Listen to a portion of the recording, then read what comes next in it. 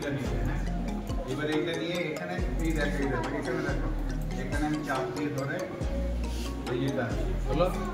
এবার তুমি কালার নেবে, ধরো ছেড়ে দিলে কালার কি করে নেবে, এখানে একটা ইয়ে আছে না, এই যে মগ টাইপের, মগটা নিয়ে এখানে ইয়ে করে এর মধ্যে দিলেই হয়ে গেল। করো তো দেখে, এটা আবার একটা তুমি অন্য শেপ নাও, ওটা ক্লিক করো ওর উপরে।